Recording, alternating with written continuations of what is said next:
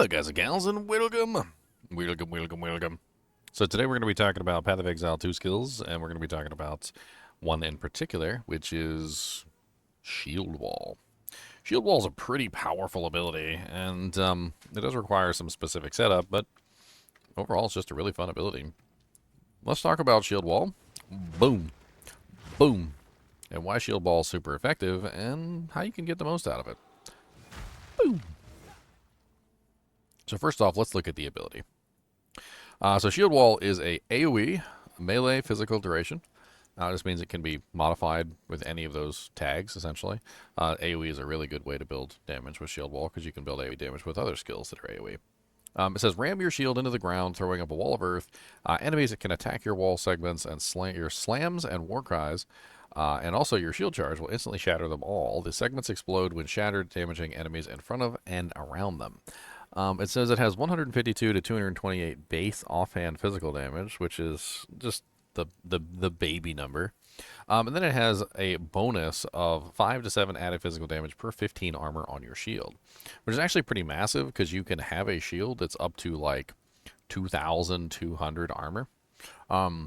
And let's just divide that out. So if you divide that by 15, you get about 146, and you multiply that by 7, you get a total damage on your shield of like 1,026, which is pretty crazy. Like, you basically build damage with Shield Wall by building a really tanky shield, getting the highest armor value on your shield that you could possibly get. And that's how you do things. Your weapon's actually kind of pointless with Shield Wall. And in fact, your weapon actually becomes a buff stick for Shield Wall as opposed to your actual weapon, which is kind of interesting.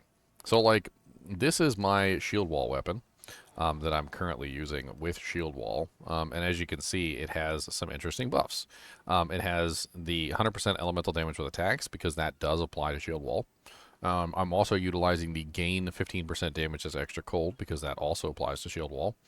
+4 melee skills, because of course this is a melee skill, and that does apply to Shield Wall, and the attack speed does not apply to Shield Wall at all. So this particular weapon is offering some buffs, as well as the gain 5% damage as extra all elements, that I can utilize with Shield Wall. In fact, if you look at my current Shield Wall damage of 56,702, and I take off this sphere, you'll notice that my damage goes down significantly to 37,366, because the extra damage as numbers and the plus skills and the various things that I'm utilizing are going to increase that damage massively. In fact, I think it's actually utilizing my other spear at the moment when I take it off, so it's not even showing you the right number. So here we go. So if I take that off, you notice that I go down to 29,664 without the offhand buff stick. The buff stick is just offering me plus skills, elemental damage, extra damage and various other things, but the physical damage on the spear is meaningless for as far as that is concerned. So it's a glorified buff stick for Shield Wall, which is what you pretty much want if you're running a Shield Wall build. Two-hander is actually really good too, because the two-hander can offer you more plus skills and more extra damage and more sockets. But of course, to do that, you need access to the crazy node on the tree, known as Giants. I think it was Giant's Blood. Is that what it's called? I can't remember. It's right down here somewhere. Yeah, there it is. Giant's Blood, which you can wield two-handed axes, weapons, maces, swords in one hand. Triple attribute requirements of martial weapons. Inherent life granted by strength is halved. So it does have a pretty big penalty, but it will actually beef up your shield wall even more if you want to go that route. Now, it says 80% less damage if it is destroyed within 0.5 seconds by something other than you. So this means that if your shield wall is destroyed very quickly, then you don't get the extra damage. You do, however, get 100% more damage if destroyed by your skills, which multiplies the overall damage output of the skill pretty tremendously. So the damage number that you see on the screen here of 56,000 isn't really the damage number that I'm getting, because most of the time I'm the one that's destroying the wall, and most of the time I'm the one that's getting the 100% bonus. So that 63,000 average damage use is actually more like 126,000 or something, or 127,000 damage, because I'm getting 100% more damage every single time I destroy the ability myself, right? Now, it does have an explosion length of 4 meters. You can only have 2 walls active, and the wall only lasts for 6 seconds. So a lot of the times with Shield Wall, I like to put in prolonged duration. It really depends on how you're currently set up, but it depends. The wall segments have 23,000 life. The quality effect is 40% more damage if destroyed by your skills. So instead of 100% more, it's 140% more. And I have more quality above that. So mine is currently 152% more than the normal, right? And I also have 26% of physical damage given as extra fire. So you can see my breakdown here. I have a pretty large amount of fire, 8,321, which is coming a lot from the extra damage as modifiers, which is going to be a pretty tremendous amount. Overall, Shield Wall is an absolutely amazing ability for a lot of reasons. Number one is you can utilize it for support. Number two, you can utilize it for damage. And number three, you can utilize it just to block monsters and get them out of your way. I'm currently utilizing Stern's Ferocity, which is support skills crush targets they hit for 8 seconds. This basically allows me to lower the physical damage reduction of a monster by 15%, which is really nice. On top of that, I also get the hits against crushed armors, break more armor. I'm using elemental armament on this because I'm getting a lot of elemental damage. As you can see, I go from 49,013 to 56,000 just by putting that in. I'm also using cold attunement to convert more of the damage to cold. So as you can see, I have a rather large amount of fire, which is 16,000 fire damage. And then I have 19,200 cold and 5,628 lightning, right? Well, if I put cold attunement in, it lowers the cold and the fire, but increases the, or that lowers the fire and the lightning, but increases the cold, and gives me a lot more cold damage. So I go from 19,200 cold damage to 36,000 cold damage. This actually might not be the best option. I don't even know. The better option might actually be to utilize Embitter here. I'd have to like double check the difference between the two because I am getting a lot of gain as, and I can convert all the gain as into cold if I want to. I'm using Concentrated Area, which increases the damage rather tremendously, but also reduces the radius. So as you can see, the explosion length is 5 meters, but I'm bringing it down to 3.5. But in the process, I'm getting a large damage bonus from 56,000 total damage to 72,000 total damage, which is a pretty huge increase. And then efficiency. Efficiency is kind of required for Shield Wall because it requires so much mana per cast. In fact, the higher level it gets and the more support gems you put on it, it can literally suck away all your mana almost instantaneously. So I usually end up using efficiency on there just to kind of like curtail some of the mana cost problems that it has. Now, Shield Wall is actually pretty amazing. Let's go into a map real quick and I'll show you how Shield Wall functions. You can get a better idea.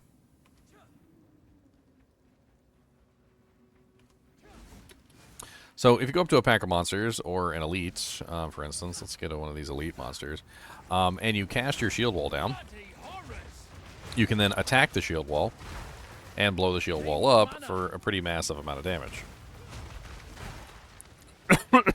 And this guy's got proximal tangibility, so he's not taking any damage unless I get close.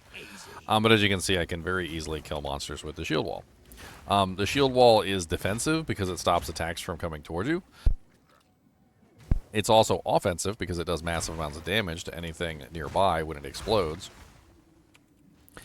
And it's also a support ability.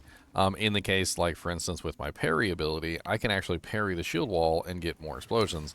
So if I put the wall down and then I parry an attack, I can parry the wall and then cause the wall to explode as a result, giving myself even more damage by utilizing the wall in another fashion. So not only is the shield wall ability really good physical damage, really good fire damage, you can convert it into things like cold and whatnot. But on top of that, it also works very well as a support skill, supporting other abilities. You can use it to generate rage, because it is technically a melee skill. So you can use it as a rage generator. You can use it as a support for parry. You can use it to break armor. You can use it for exposure. Like, it's actually kind of crazy just how useful Shield Wall is, and all it really takes is for you to have a decent shield. My shield that I'm currently using on this character is not the greatest in the world. It's because I'm not using it as my primary ability, although I should have a better shield. I'm only using a 1400 armor shield. I could definitely get way better than a 1400 armor shield. That's actually something that I probably need to invest in. But I have a much better shield on another character, like a 1800 plus, that is way better damage. And as you can see, I'm still getting really good damage even with just a 1400 damage shield. And once I start stacking in things like my rage bonuses, my individual buffs that only come from, you know, like killing monsters and whatnot. You can see the damage on the skill starts to skyrocket. I was like, what, like 80,000 there for a second? Just from having a little bit of rage added to my bar and killing a couple monsters here or there. There you go, I'm at 83,000. And of course, I'm getting the more damage as well. So that's 83,000 plus 156%. Which is the more damage that I'm running. In fact, that ability right now is currently doing some absolutely crazy damage if you wanted to calculate it out, which is like 83,000 damage plus 156%, which ends up being like 212% 1,000, and then I'm getting even more than that because I'm currently applying my parry debuff, which gives me another multiplier of 118% more, which probably ends up applying on top of that because it's on the monster, which means I'm probably doing somewhere around like 500,000 damage per shield wall explosion, which is kind of nutty, right? All in all, like, it's not even really a hard one to build as a character. You essentially, all you do is you just try to get the highest armor shield you can as you're leveling up, and you can easily level as a shield wall character with no problems whatsoever. The support gems that you need for it are pretty easy to come by. They're not really that big of a deal. Technically, you can make different forms for shield wall as well. There is a fortress support gem, which is kind of neat, but it's also kind of not neat because it lowers the damage so much. But if you utilize the support gem fortress, you basically get like a circle shield wall instead, which could also have other utilization. There's Fortress 2. Yeah, here it is. Let's put Fortress 2 in here real quick so we can show it off. So in this particular case, you can essentially have the fortress around you in a circle, essentially using it as a defensive mechanic. And of course, it explodes in all directions, so it's nice. The problem is with it is that it really kind of lowers the damage tremendously. As you can see here, without fortress, I have 56,700 on the sheet. And with Fortress, I'm at 39,691. So a pretty large drop in damage for the ability to cast it in a circle. I actually prefer it this way because you can very tactically use it to your advantage. You can easily circle yourself because you get 2 as a limit, right? So you can easily just do this and then this, and you're inside of a wall. Like, it doesn't really matter all that much. It just kind of like unifies it into one move. My favorite way to use shield wall, honestly, against bosses is like this, which is the X. And then you explode the entire X in their face, which is really nice. I don't recommend utilizing it on top of each other, like this, like directly on top of each other in the same exact place, because I noticed that when you do it like this, it doesn't spawn all of the segments for both walls. And you can clearly see this if I stagger them a little bit, and when the first wall disintegrates, you'll see holes in the second wall, where the second wall basically wasn't putting its segments down. And this is kind of important when you're out in the wild and you're actually fighting things, is to note that like you can block your own segments, right? So like if I put my shield wall up against the wall like this, you notice half of the segments are missing, which means I'm basically losing half my damage. If I'm too close to the wall, you'll notice that sometimes it won't even put any segments down at all because there's nowhere for the segments to go. And the smaller the area is that you're in, the less segments that you get, as you can see here. So you just get less and less segments, which means you get less and less damage. There's really not a lot more to Shield Wall. It's an amazing ability. It can be used in combination with tons of other abilities. You don't have to hit it to break it. You can break it with abilities that are designed to break it. In fact, some abilities literally break it as a matter of course.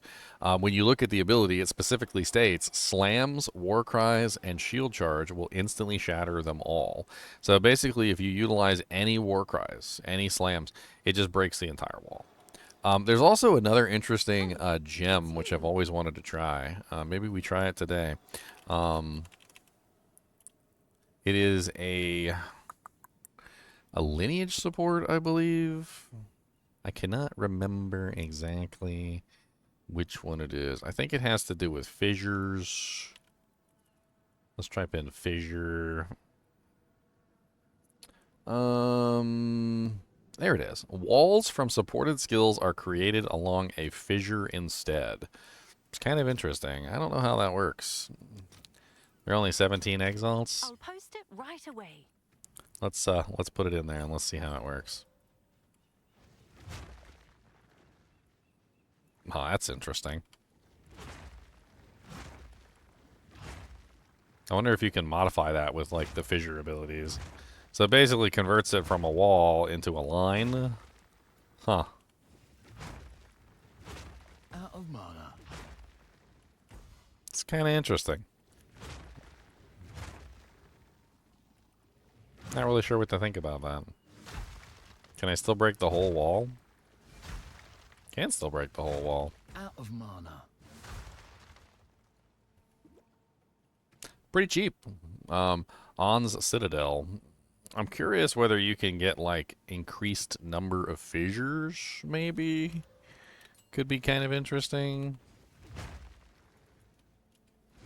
I think, isn't there a support gem that actually gives you more fissures? Let's check that real quick. Let's do fissures, branching fissures. Supported skills fissures branch 2 times. Let's try that. Let's see if that works with the ability.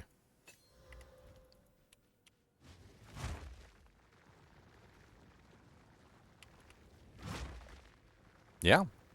So it looks like it basically turns your shield wall into a fissure ability, which you can then manipulate, just like you manipulate fissures with the fissure support gems, and probably also the fissure passives as well. Sounds kind of interesting. Might be something fun to play around with for a build at some point. It fundamentally, however, changes the way that the ability works, so I'm not entirely sure that I want to use it with this particular character, but it could be fun for a future build. Overall, shield wall's actually kind of amazing, and it works very well with the other shield skills. If you haven't taken a look at the other shield skills, there's a bunch of shield skills that work in combination with it. Of course, if you already have a really high armor shield, right, and, well, you know, you don't necessarily have to worry about trying to build other stuff.